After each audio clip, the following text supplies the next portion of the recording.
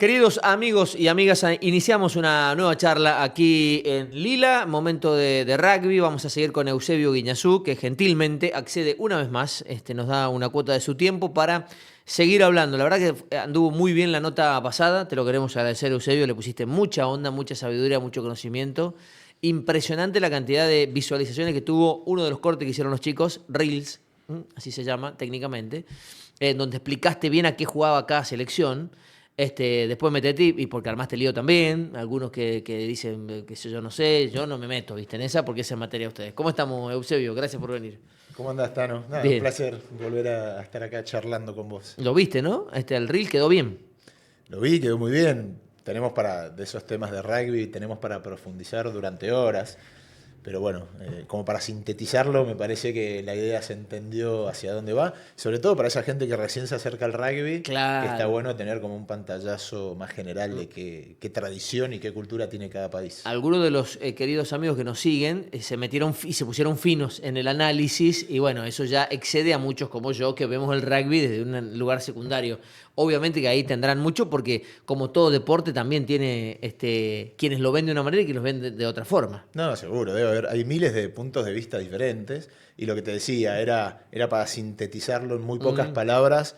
Y más allá de lo que hagan en la actualidad, sintetizar un poco la tradición, porque también podríamos hablar de por qué tienen claro. esas razones, por qué Sudáfrica juega como juega. Por Bueno, más que quizás en algún momento varíen un poco, ¿no? En su forma. varían todo el tiempo, pero son muy interesantes las razones que puede haber detrás de esos estilos o perfiles, porque generalmente están vinculadas a cuestiones culturales, a cuestiones Genéticas. sociales, genéticas.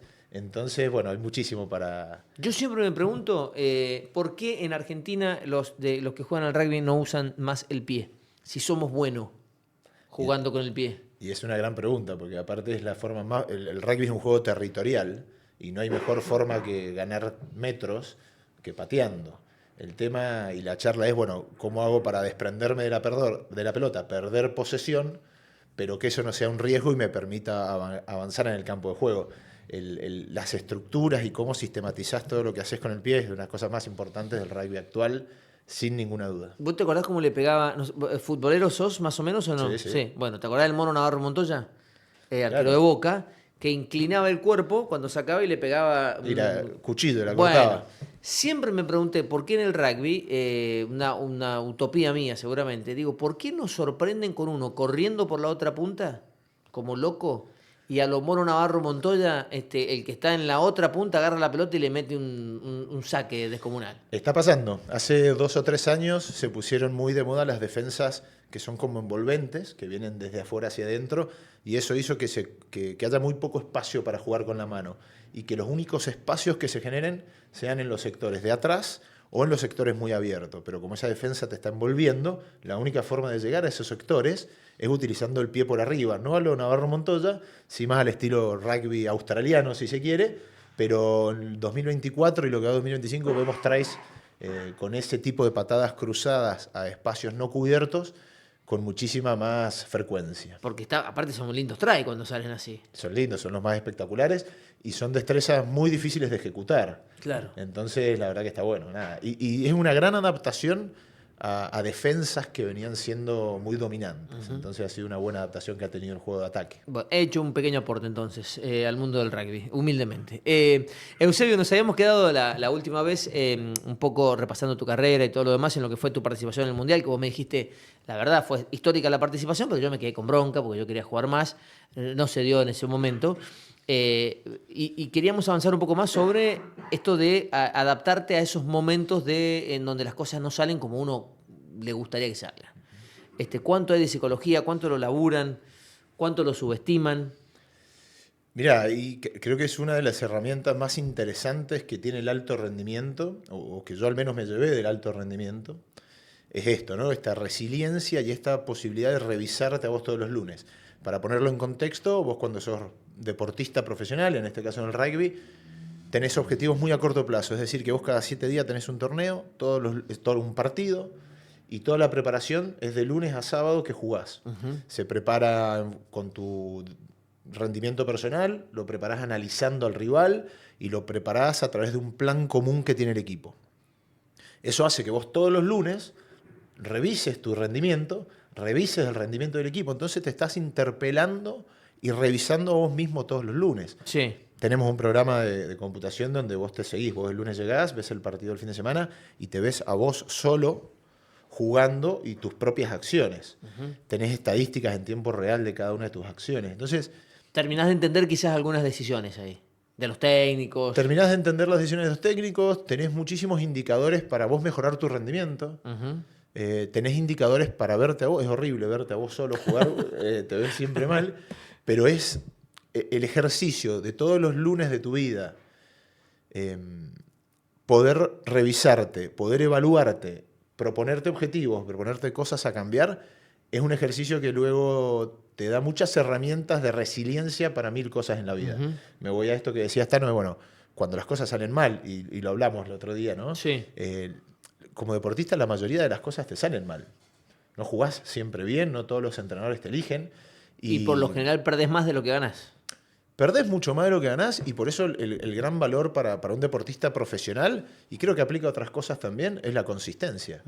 Ser un crack o ser bueno 1, 2, 3, 10 veces está bien, pero lo que diferencia a los grandes deportistas y a los grandes equipos es la consistencia en el tiempo. Y cuando hablamos de consistencia en el tiempo, hay derrotas, hay dolores, hay lesiones, hay frustraciones y algo que para mí es fundamental, hay que saber perder para empezar de nuevo. ¿Y qué es saber perder para vos? Y saber Porque perder... saber perder, el que no se calienta, para mí, eso no es saber perder. No, está claro, el enojarse por perder está buenísimo siempre y cuando lo puedas capitalizar. Saber perder es, por ejemplo, te pongo algunos ejemplos, me gusta siempre decir, ¿no? Cuando perdemos analizamos el partido, analizamos lo que hacemos y analizamos nuestro rendimiento, pero cuando ganamos lo hacemos aún más, porque lo que te permite saber perder son tus hábitos. Entonces, ganes o pierdas, en mi caso, que hablábamos el otro día, vaya o no vaya al Mundial, Sí. lo que a mí me va a sostener es mi sistema de hábitos, que no van a cambiar porque gano o pierda, pero ese sistema de hábitos me van a permitir, cuando gano, seguir evaluándome, seguir revisándome, porque probablemente tenga cosas para mejorar, y cuando pierdo, poder entender por qué perdí y armar un plan de acción para resolverlo. La calentura, el enojo, la frustración por perder o porque no fui elegido, es un lugar estanco, es un lugar que no me lleva a nada bueno. Si yo logro capitalizarlo, logro entender las razones, logro hacer una autocrítica, logro revisarme y armar un plan de acción que me lleve a acciones concretas que me van a permitir mejorar, probablemente perder va a ser una experiencia buena, va a ser una experiencia positiva a lo largo del tiempo. Pero de ahí no vino lo de la derrota digna de los Pumas. No, ¿cómo te llevabas vos con eso, de la derrota digna? Porque No. viste que se impuso y hasta los que por ahí eran un poco detractores del rugby y todo eso, medio que lo usaban para gastar, ¿no? ¿Hasta Ya, cuándo a mí la me- derrota yo digna? Creo que lo hemos hablado otras veces. Para mí eran derrotas súper dignas, Tano. Éramos jugadores que no habíamos sido formados profesionalmente, que estábamos jugando contra mega estructuras, que ellos realmente tenían muchísimas cosas facilitadas, mucho más tiempo, jugaban en equipos con estructuras tremendas. Nosotros éramos jugadores amateurs, nos encontrábamos 4 días antes del partido. Sí. Ellos jugaban quizás todo el año juntos y eran derrotas muy dignas porque estábamos años luz de poder competir con ellos. Hoy eso ya se equiparó. Hoy los Pumas son otro equipo. Los jugadores profesionales argentinos se han sido formados, desarrollados y educados como jugadores profesionales. No era el caso nuestro. Cuando nosotros en el 2012 o el 2014 jugamos contra All Blacks, éramos jugadores que nos juntábamos 4 días antes con una estructura muy chica, que jugábamos contra megas estructuras. Eran derrotas dignas realmente. Y te digo más, hay que ver la foto más grande. El hecho de que hoy todos los seleccionados nuestros tengan tan buena performance y les vaya bien contra ese equipo es producto de eso fue un paso en ese proceso. ¿Pero no hubo un acostumbramiento a eso? Te lo pregunto, Sí, no, sí, lo, sí. no lo estoy No, aseverando. yo creo que no. Creo que realmente hay que poner, no, acostumbramiento nunca. Cada vez que íbamos a jugar pensábamos que podíamos ganar. Nos entrenábamos para ganar y te contaba el otro día ese partido contra Nueva Zelanda, donde antes del partido yo decía, hoy ganamos, y después perdíamos. No había un acostumbramiento, había realmente diferencias estructurales de presupuestos, de la formación misma de nosotros, de los jugadores, que eran abismales. Y creo que era... te diría que era heroico lo que hacíamos de poder competir con las desventajas que teníamos. Hoy ya medio que el término jode un poco. No, y los Pumas ganan, ¿no? Y los Porque Pumas los le Pumas ganaron están para ganarle. Totalmente. Y a eso voy, digo, es una cuestión mental también de convencimiento. De decir, bueno, ya dimos ese paso. Ya la derrota digna puede darse, por supuesto, porque por ahí un partidazo, perdiste ahí, nada, la derrota no deja de Sí, ser digna. mira, Pero no puede ser la bandera. En el 2012 no le habíamos ganado nunca en la historia a Sudáfrica. Y empatamos. Nos empataron en Mendoza, en agosto, en la última jugada. Creo que ahí entendimos que se podía. Vino otro equipo que 2 o 3 años después le ganó a Sudáfrica por primera vez. Y a partir de ese día que le ganaste por primera vez, ya le ganamos 5 o 6 veces. Claro. A All Blacks no lo habíamos ganado nunca en la historia. 2012, 2013, en esa época nuestra, nos empezamos a acercar, perdíamos por poco, tuvimos partidos que fuimos mucho más competitivos. Unos años después se le gana a Nueva Zelanda por primera vez en la historia. Unos años después se le gana de visitante a Nueva Zelanda. Y cada vez somos más competitivos. Sí estoy de acuerdo con vos que ganar es un hábito, ganar es una costumbre. Y hasta que no ganás por primera vez a estas superpotencias, es muy difícil Que te lo creértela creas. de alguna Claro. forma, y no solo creértela, sino entender cuál es la forma. Le ganaste una vez a Nueva Zelanda y encontrás muchísimos indicadores y patrones que te permiten, la próxima vez que juegues, decir, bueno, es por acá, Es por acá. estratégicamente, técnicamente, tácticamente. Sabiendo si que querés. enfrente está Nueva Zelanda, claramente. Sí, ¿no? sabiendo que el próximo partido todo eso puede cambiar, pero decir, bueno, esto me funcionó una vez, quizás acá tengo algo para desarrollar un plan y ganarles. Ujú. Vos sabés, yo no vengo del palo del rugby, la verdad, pero me pasó esto de ir a verlos la última vez, creo que fue acá en Mendoza, y no me gustó porque iba con una expectativa de ver un equipo que después compitió y le fue muy bien, pero viste, ahí me quedé y pensaba en esa sensación colectiva de que el mundo del rugby, digo, quizás lo aceptan, y uno que viene más de otro palo no termina de aceptar perder de 50-5. Me voy enojado. No quiero comerme una hamburguesa, no me quiero tomar una cerveza después de eso. Es una cuestión cultural, quizás yo que no soy del palo no lo voy a entender nunca, ni siquiera digo que esté bien lo mío, quizás hasta está mal, no tomármelo como una derrota más. No sé si me explico lo que te quiero decir. Sí, me parece que hay como digamos, una cuestión conceptual. Ese partido en Mendoza que los Pumas pierden con Francia, tuve la posibilidad de estar con staff y jugadores después y estaban pasándola muy mal. Fue una sorpresa para ellos, no se esperaban, se habían preparado bien, poco tiempo, pero muy bien para ese partido. Fue un partido que no les salió nada. Pasa en el deporte. Lo revalidaron 7 días después, que fueron a Vélez, Claro. y fueron contundentes ganándole el partido a Francia una semana después. Pero nadie se conforma con esas derrotas. Nadie está de acuerdo o les parece bien perder. No hay jugador de rugby. Bueno, el rugby estás poniendo el cuerpo, es un deporte de contacto. Estamos Sí. entrenando el nivel de lo que ha avanzado en el desarrollo del entrenamiento. Estoy seguro que es imposible que un jugador se prepare pensando en que no va a ganar.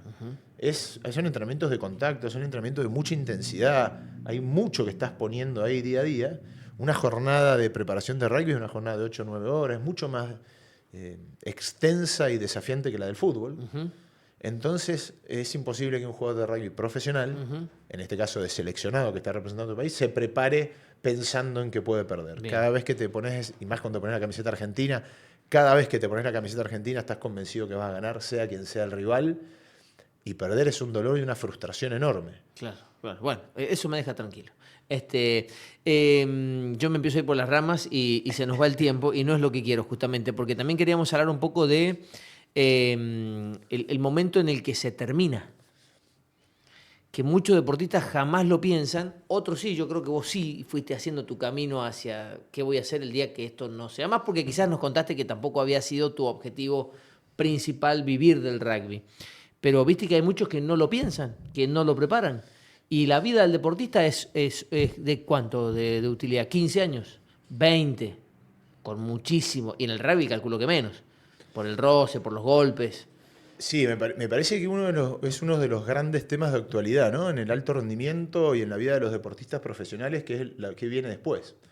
Porque tu vida como deportista, en mi caso, se terminó a los 34 años y la vida recién empieza. 34, claro, muy joven. Sos muy joven y pasa esto. Perdón, muy joven para la vida y ya no tan joven para estar en ese nivel del rendimiento deportivo. No, exactamente, para hacer deporte profesional sos muy grande y el cuerpo aparte te lo hace saber. Claro. Y Venís chocando todo lo hace demás en la vida- 14, 15 años que venís chocando. Exactamente, y eso de venir chocando hace 14 años hace que vos estés durante 15 años bajo una muy estricta digamos, planificación de trabajo. Te voy a poner un ejemplo. Yo todos los días en mi último club, en Munster de Irlanda, recibí una planificación donde tenía 80 horarios en un día para cumplir y 4 dress codes diferentes, porque hasta la ropa que me tenía que poner, check-in y check-out a la mañana, emocional, articular y de todo. Esa es la vida de un deportista, donde todo te lo dicen que hacer, donde ¿Qué es todo un está check-in resuelto. emocional? Perdóname, pero no entiendo nada. ¿Qué es un check-in? Y todas las Contame eso. mañanas me levanto con el celu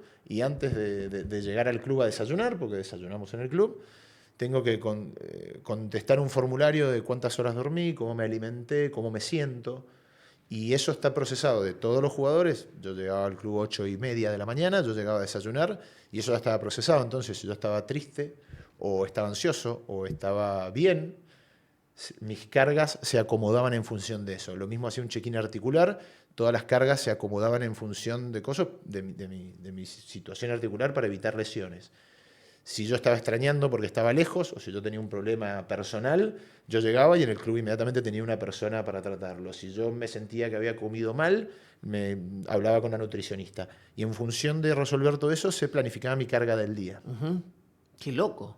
Qué nivel. Y esa jornada que empezaba a 8:30, tenía 4 comidas, 5 estímulos de entrenamiento, estímulos cognitivos, clases, estudios, reuniones individuales, reuniones ¿Y colectivas. no es estresante al mismo tiempo? Está buenísimo, digo, Bueno, ¿no? Que tengan ese control extraordinario.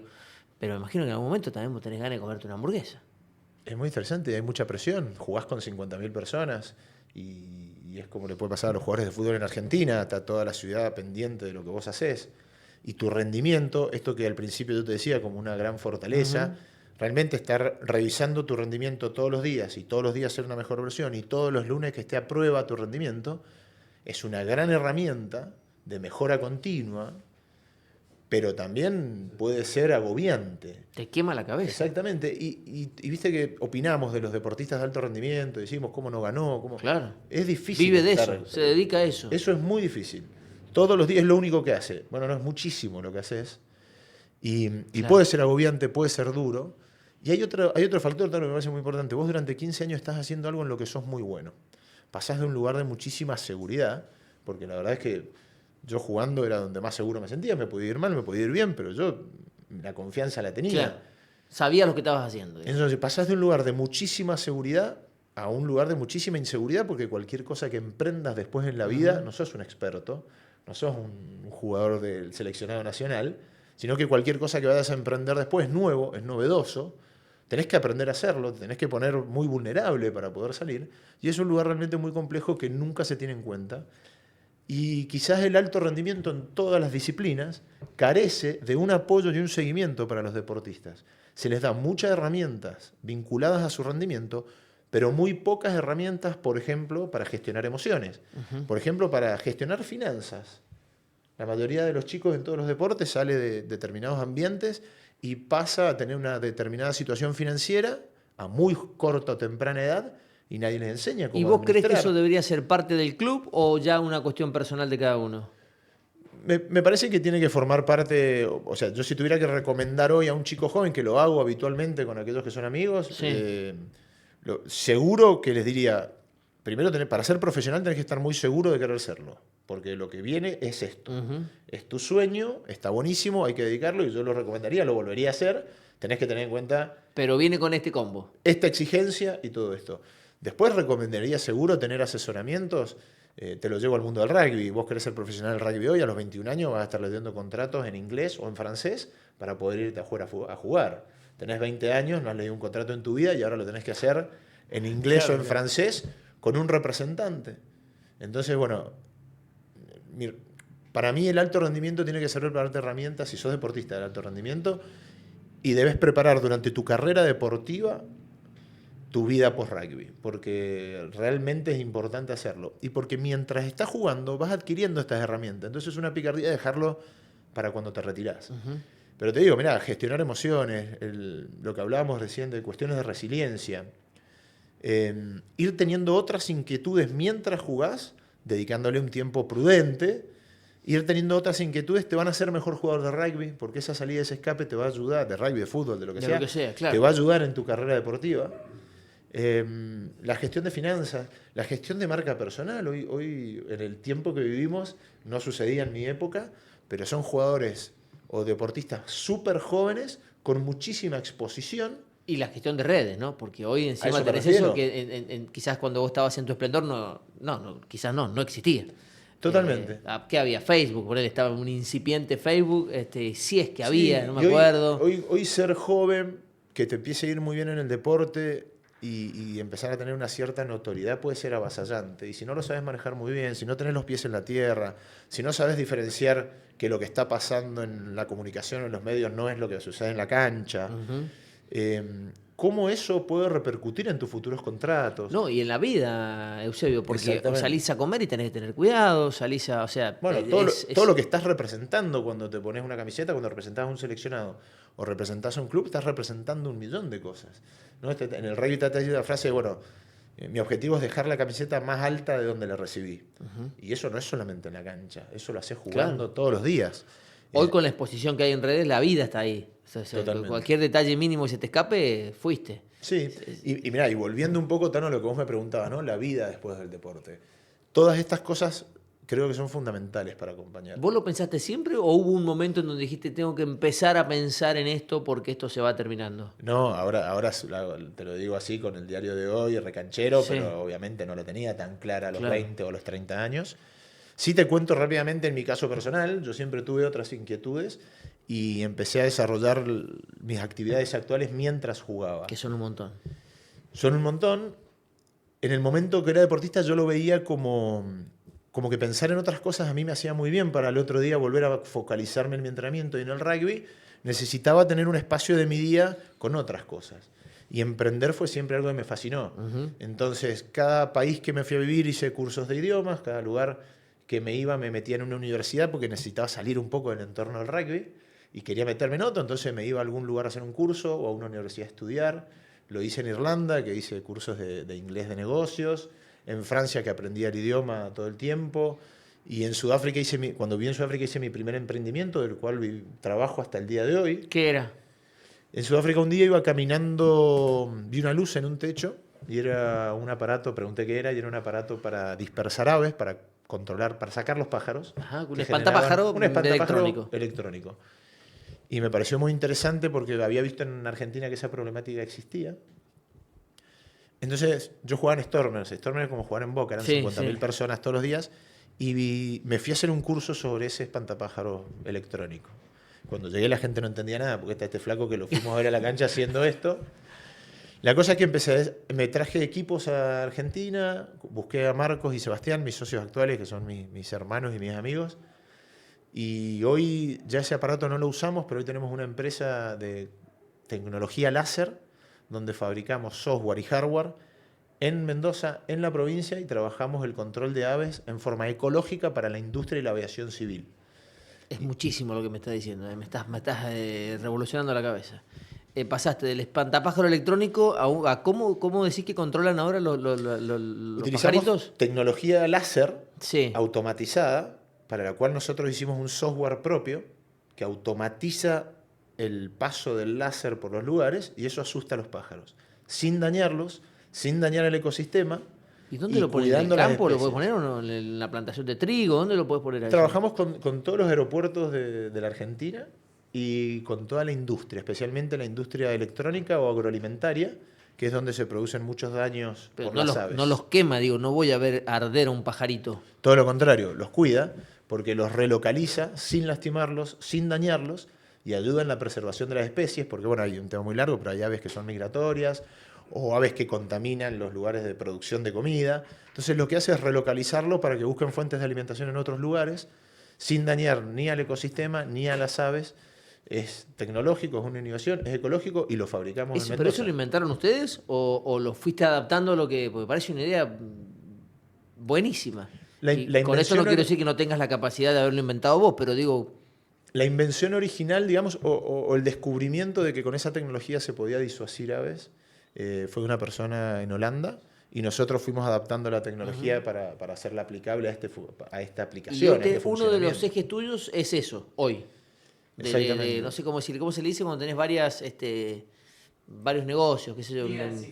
Diversificación, qué bonita palabra. Sí, hoy yo manejo un grupo empresarial donde junto a mi socio Seba, tenemos varias verticales de negocios diferentes. Una es el desarrollo de tecnología láser, para esto que te contaba. Tengo muchos negocios vinculados a la vitivinicultura, al vino. ¿Y en los aeropuertos qué onda? ¿Qué es lo que hacen? ¿Que el pajarito no intervenga en los radares? ¿Alguna cosa así? ¿O por dónde iría? Se limpia la pista antes del aterrizaje o despegues de aviones, porque como eso está rodeado de pasto, hay mucha presencia de aves y en determinadas alturas también puede haber aves. Y se limpia la pista para que sea seguro y no se meta un pájaro en una turbina, básicamente. No te puedo creer que eso exista, honestamente. Me vuela la cabeza. Jamás me imaginé que a la hora de que despegue un avión está eso funcionando. Es así, y está en todo el mundo. Además de los radares y además de otros métodos que también se usan. Qué loco. Bueno, y yo me quedé también con lo tuyo del vino. Porque un día, recuerdo que hasta fui ese día a la inauguración de tu proyecto y supuse que era, en principio, digo, bueno, quizás, viste que hay mucho que se pone de moda de tener mi vino, mi etiqueta, qué sé yo, pero no, venía más profundo, evidentemente, el tema. Sí, en mi caso el amor por el vino es una herencia. Uh-huh. Mi viejo era un fanático, estuvo toda la vida vinculado a la industria vitivinícola, mi abuelo paterno también. Mi viejo era comisionista de vino, en una época que la industria del vino era muy diferente a la de hoy, algo que era mucho menos glamoroso, pero en la época que el comisionista de vino era como un asesor de las bodegas. Yo me volví a vivir a Argentina después de 12 años viviendo fuera en el año 2015, y después de 3 meses murió mi viejo, fallece mi viejo, y a los pocos días muchos enólogos de Mendoza nos empiezan a llamar a mí y a mi hermano como diciendo, che, había muchas operaciones pendientes, ¿quién se hace cargo? Y yo venía de jugar profesionalmente hace 2 meses, así que bueno, muere mi viejo, empiezo a ver qué pasaba, simplemente con la idea de ordenar lo que él hacía o de poder dar respuesta a gente que le tenía bastante cariño, y sin querer me empiezo a meter en la industria del vino, empiezo a ir mucho a la zona este a entender cómo era el precio de la uva, cómo funcionaba el mercado, cómo se hacía una elaboración de vino, cómo se hacía para vender vino a granel. Y sin darme cuenta empiezo a aprender y a compartir y a encontrarme con un lado de mi viejo. Mi viejo ahora era industria del vino y rugby, a morir. Esa era su vida. La parte del rugby la pude compartir por suerte muy bien y muy lindo con él. Y la parte del vino no tuve tanta posibilidad. Pero hizo que yo sea consumidor de vino, me había trasladado esa pasión por el vino. Y bueno, me encontré de repente, una vez que él fallece y empiezo a ver todo esto, me empiezo a encontrar con un mundo de vino, a mi viejo con otro viejo, que era súper querido, súper respetado, y que había un mundo detrás que yo no había visto. Entonces, sin darme cuenta, empiezo a seguir lo que él hacía.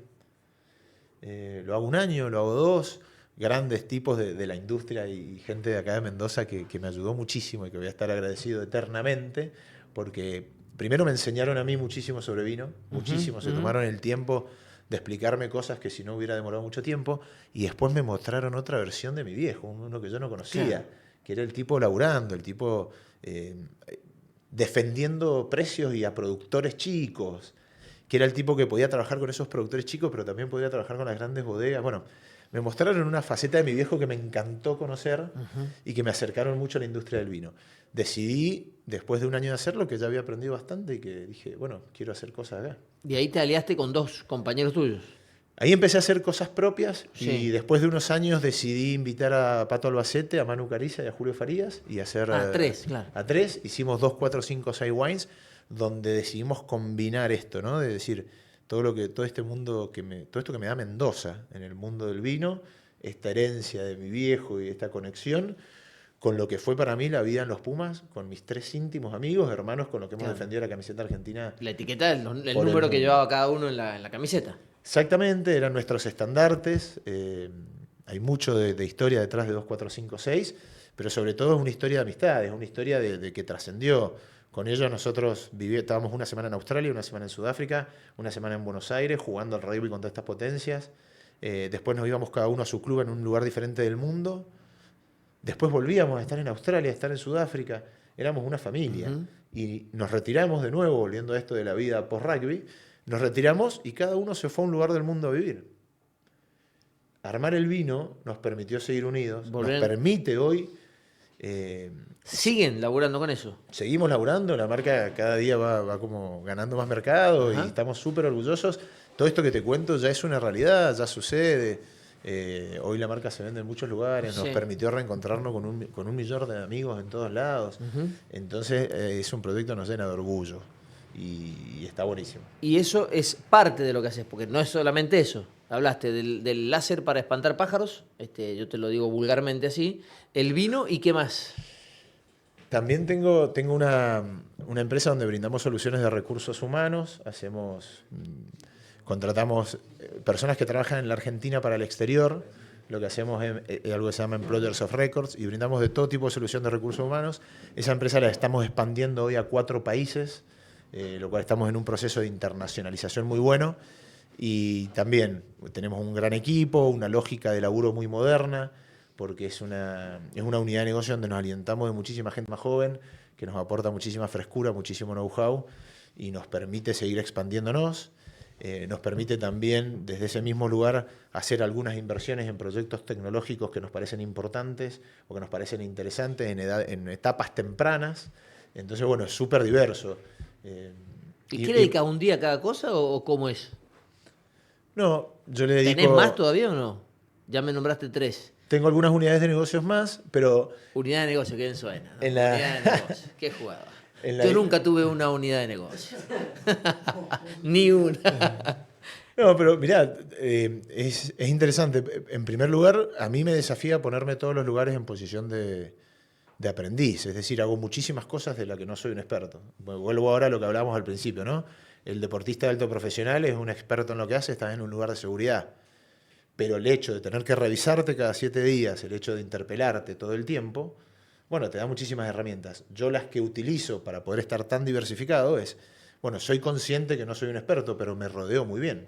Yo sí sé armar equipos y sí sé trabajar en equipos y sí sé entender el rol que ocupo en esas organizaciones. Entonces no me hace falta ser un experto en tecnología láser quizás, porque estoy rodeado de gente que lo es y yo cumplo otro rol. Y vos me preguntás, ¿le dedicás un día a cada uno? No, la verdad que mis días son súper diversos y eso es lo que me gusta. Te contaba el alto rendimiento, cuando tenés 30 horarios en un día y lo avasallante que eso puede ser. Y bueno, el hecho yo de tener la libertad hoy de que mis días sean todos diferentes, para mí es un gran valor y algo que elijo. La independencia de poder armar yo esas agendas de los equipos, para mí es un gran valor. Y también te obliga a todo el tiempo estar revisándote. Entonces, ¿cómo hago para no perder foco y poder tener actividades diversas? Construyo equipos y voy armando esos procesos que me dio el alto rendimiento para poder revisarlos y para que los equipos trabajen con cierta independencia, pero también un poco conectados a la vez. ¿Y hay algo más que nos quieras contar acepto de estas unidades de negocio o no? No, Ya me no, nombraste 3 ya. no, eso es lo que hago a nivel de mi empresa, del grupo empresarial que hoy me Después también sos toca manejar. comentarista, bueno, ya sabemos, estás ahí en ESPN. Sí, soy entrenador de rugby y eso es por ahí lo que más me apasiona. Y ya trabajo también en ESPN, hoy somos colegas Claro, y exactamente. comento Sí. partidos. Y bueno, nada, y me hago muchísimo tiempo para viajar, para estar con amigos, para no. Pero bueno, soy Para vivir, bastante porque sistémico y metódico a la hora de claro. organizar las semanas, las tareas y los equipos. Bueno, y mi pregunta era, iba hacia el momento en el que te retiraste. Evidentemente cargaste tu agenda y ya lo venías pensando o lo fuiste armando ahí, pero se armó una agenda más que interesante que te mantiene absolutamente activo. ¿Te ha tocado encontrarte con compañeros de los Pumas o quizás de los clubes en donde vos jugaste, que estuviste en los principales países del mundo, que no lo habían pensado y que la pasaron mal? Sí, creo que es algo que es transversal a todos los deportes. La mayoría de los deportistas cuando terminan su carrera quizás, como hablábamos antes, no han preparado su vida post-rugby, la vida post-deportista de alto rendimiento, y sos muy grande para hacer deporte, pero muy joven para emprender cualquier cosa en la vida. Y me pasa todo el tiempo encontrarme con deportistas que no lo han pensado, y no pasa por una cuestión económica o por una cuestión, pero cómo llenar ese espacio, el silencio. Vos cuando sos profesional tenés todo cubierto, todo te lo resuelven y todo. Y al otro día, cuando no lo sos, al otro día te levantás y tenés que resolver tu agenda vos. Claro. Y eso que parece una tontera, para el que viene de 15 años de alto rendimiento, es súper complejo. Entender que vas a ir a hacer actividades donde quizás no te sentís tan seguro es súper difícil. Y la mayoría de los deportistas sufren muchísimo la transición. La capacidad de reinventarse es realmente difícil y es algo que debería trabajarse con anticipación. Yo tuve muchísima suerte, lo hemos hablado también antes, Tano, lo tuve muchísima suerte en mi formación en mi casa, que se me inculcaron otras cosas, en mi curiosidad por emprender en otras cosas, pero no le pasa a la mayoría de los Claro. deportistas. Y es algo a prestarle realmente atención porque afecta primero a los deportistas durante su carrera y después que la mayoría de los chicos que se retiran tienen muchísimos problemas para reinsertarse a la El- vida laboral, para reinsertarse a la vida social familiar y para reinsertarse a trabajos o a cuestiones más mundanas. Hay otra cosa, yo te contaba esto de que cada 7 días vos jugás partidos de rugby de alta intensidad y cada 7 días vos te preparás para un rendimiento específico. En la vida empresarial o en la vida laboral no tenés objetivos cortos. Los objetivos, yo con mi empresa estoy pensando en objetivos a 10 años. Claro. Entonces esa meseta, cuando miro a 10 años y vengo acostumbrado a cada 7 días tener el objetivo más importante de mi vida, que me genera una adrenalina tremenda, en el mundo laboral no, nada sucede así. Y no. Entonces los procesos son mucho más lentos, hay que estar preparado. Es muy desafiante para los deportistas dejar sus carreras. Uno tiene la idea de que Europa siempre está más adelantado que nosotros. Yo puntualmente creo que en algunas cosas sí, en otras no. Pero al margen de esto, ¿los preparan mejor o también están en ese déficit quizás que compartimos aquí en los clubes? Aunque yo siento que al menos en el fútbol, que es algo de lo cual yo estoy un poco más empapado, se ha ido mejorando esa contención. ¿Estamos muy lejos en la brecha o tienen los mismos líos que tenemos nosotros? Llegaron unos amigos que Sí. van a saber de esto quizás mejor que yo. Pero. Vos decís por lo más actual. Y porque han pasado por este proceso que hablamos, Sí. cada uno en diferentes lugares, diferentes condiciones, en diferentes situaciones, han pasado por este proceso y tenemos muchísimos amigos en común también que se han reinsertado con muchísima facilidad a la vida después del deporte y otros que han sufrido muchísimo esa reinserción y ese cambio de vida. Es realmente duro, yo creo, si me tocan quedar con algo, salir del deporte profesional para ver qué haces después es un desafío tremendo y la mayoría de los chicos lo sufren mucho. Algunos se reinsertan más rápido que otros, pero la transición es realmente difícil.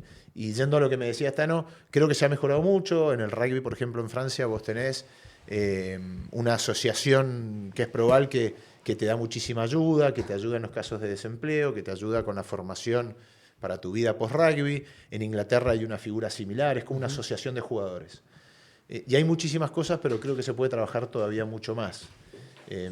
Creo que se tiene que inculcar mucho más. En el rugby en Argentina, por ejemplo, a los jugadores que son convocados a los planes nacionales y forman parte de las academias de entrenamiento, se les obliga a continuar con sus estudios, se le da muchísimo trabajo a la parte mental, se les enseña hoy, más allá de entrenarlos X cantidad de horas por día en gimnasio, en cancha, en toda la parte técnica, se les da soporte en cómo armar agendas personales, cómo armar planes de acciones personales, cómo detectar indicadores de su propio rendimiento para ver qué mejorar, qué fortalecer, para armar estos planes de acción con cuestiones concretas que les permitan, que puedan aplicarse a cualquier cosa en la vida y no solo al deporte. Eso se está haciendo mucho en el rugby argentino, se hace bastante en el rugby de afuera.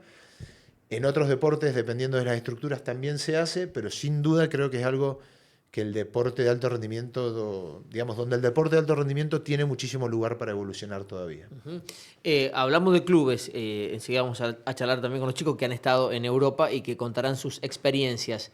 A nivel inteligencia dentro de los clubes, inteligencia hablo de esto que vos marcabas, que te daban, no me acuerdo si me dijiste que era en Sudáfrica o donde era, que te daban toda una planilla, que tenías que planillar todos los días, a ver qué hacías, qué no hacías, cómo estabas. En eso, estamos muy lejos. Se quedó muy atrás el rugby argentino cuando se empantanó en la discusión si profesionalismo sí, si profesionalismo no. ¿Qué pensás? No, hoy en el rugby propiamente dicho estamos muy lejos porque el rugby profesional en el mundo tiene 30, 35 años y en la Argentina tiene 2 o 3 años. Entonces, lógicamente estamos muy lejos. Quizás podemos comparar lo que se hace a nivel de seleccionados nacionales con lo que se hace en el rugby de afuera y todavía estamos un poco lejos, sobre todo en materia de recursos. Sí creo yo que en los clubes, cualquier disciplina comprendida, lo hablábamos hace poco también, la necesidad de sistematizar sus procesos es súper importante, independientemente del tamaño del club. Porque sistematizar los procesos, ya sean de gestión o administrativos, y los procesos pedagógicos, técnicos, va a ser la piedra basal que les va a permitir crecer hacia adelante. Lo que yo te contaba de mi experiencia quizás en Irlanda, de que yo tenía todo chequeado, bueno, era algo que se venía construyendo de muchos años atrás. Yo estaba viendo el fruto de muchísimo trabajo. Que lo pensaron antes. Claro, de aplicar los recursos humanos con los recursos tecnológicos, de aplicar las nuevas tecnologías junto a la parte emocional y el bienestar del atleta. Entonces todo eso combinado. Y después los clubes profesionales tienen funcionamientos de una organización cualquiera. Es decir, un club profesional, me voy a un ejemplo que me tocó jugar a mí, yo jugué en Bath o jugué en Toulouse de Francia, y las estructuras de esos clubes tienen organigramas de empresa. ¿Qué quiero decir con esto? En Bath nosotros todos los lunes, cada 15 días, teníamos reunión de todo el equipo. Cuando hablo del equipo no hablo de la estructura deportiva de 40 jugadores. Había una reunión donde venía la gente de marketing y contaba toda la realidad de marketing del club, pero que el club era la empresa. Venía el gerente de patrocinio y tickets y contaba cómo venían las ventas de entradas. Venía el gerente de expansión y contaba los otros mercados. Venía el gerente deportivo, es decir, mi entrenador, y contaba su planificación en función de los resultados. ¿Y ustedes tenían que ir sí o sí? Claro, iba yo, pero también iba el jefe de marketing. Nosotros éramos el área deportiva de una organización mucho más compleja. Entendiendo como una cosa global. Sí, y parte de algo más en esas grande. reuniones, exactamente. Por eso a mí me gusta tanto el rugby inglés, porque me empezó a abrir la cabeza en esas cosas. Yo de repente ya no solo era un jugador, ya tenía que prestar atención a otras cosas, participaba de este tipo de reuniones. Yo era la pasando, me materia parece, prima, si con querés. algunos clubes de rugby que han ampliado hacia otras cosas. Me da la sensación, está pasando. Sí, empieza a Ya pasar. no son solamente el partido del fin de semana, ni la categoría inferior. No, porque bueno, el club voy a hablar de rugby, que es donde más conozco los Sí. clubes. Los clubes de rugby son lugares donde las personas pasan, o sea, los deportistas pasan más de 13 años, 15 como deportistas, y podés pasar casi 50 años formando parte del club, sea como deportista, como padre, como dirigente. Entonces, bueno, lo hemos hablado también, los clubes son sistemas pedagógicos, porque tu hijo pasa en un club 4 o 5 horas por día, todos los días, durante 13 años. Claro. Entonces, la necesidad de que la enseñanza se sistematice, la necesidad de que toda esa gente sienta mucha pertenencia hacia el club, hace que se exceda por completo que el club es un lugar donde solamente voy a jugar. Pero cuando hay gente que solamente quiere ir a jugar al club, también está muy bien. Y Sí, tiene claro, que ser un lugar por que supuesto. contenga. ¿Y qué a papel esa crees gente. que tienen que cumplir ahí los dirigentes? Que se preparen más, que abandonen un poco esa idea romántica del deporte. Voy a decir algo polémico, pero no pretende ser peyorativo. Tengo muchísimos amigos dirigentes y mi viejo fue dirigente muchos años, y es súper valorable y loable la cantidad de tiempo que hay que dedicarle a un club. Pero me parece que donde más podemos avanzar es en la dirigencia de los clubes. A los jugadores amateurs de cualquier disciplina los jugadores de rugby hoy le dedican casi la misma cantidad de tiempo que un profesional a su preparación.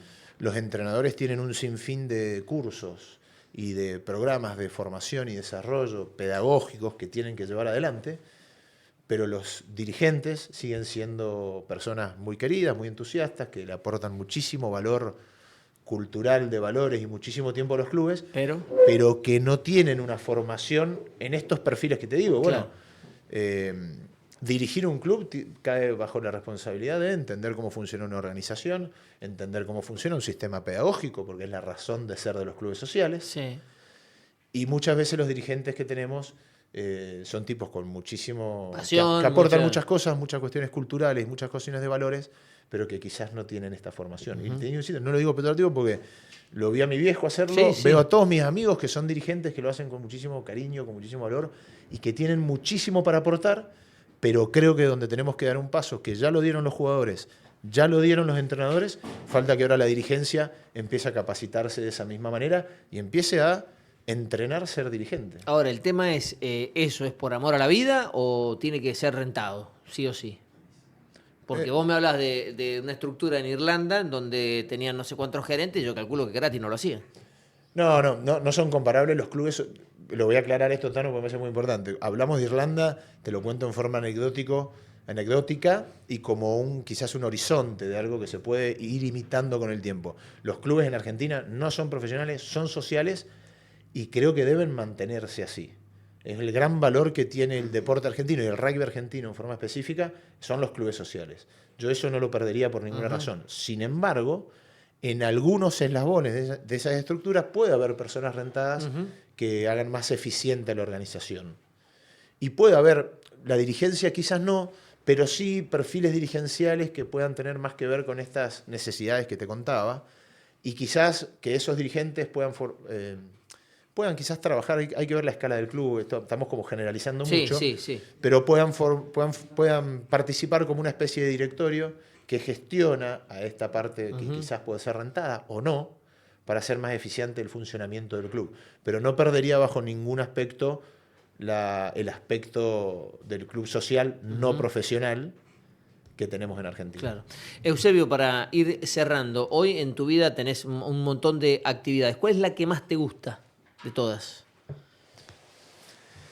Yo te decía el otro día, a mí me encanta mi vida actual. Amo mi vida actual y me gusta mucho más esta vida que la de deportista profesional, de la cual no reniego, pero hoy la posibilidad de hacerlo Lo que más me gusta es que sea todo diverso. Lo que más me gusta es que todos los días tengo que ponerme a entender cómo aprender algo nuevo. Pero no hay una que te guste más, porque yo me elegiría tomar vino, pero está claro que no es tu caso, ¿no? Aunque algún vinito de vez en cuando te debes tomar de los tuyos. Es que yo, no sé, Tano, yo te decía el otro día, a mí me apasiona la mañana que me toca probar muestras de vino y aprender, y me junto con lo nuevo y aprendo mucho.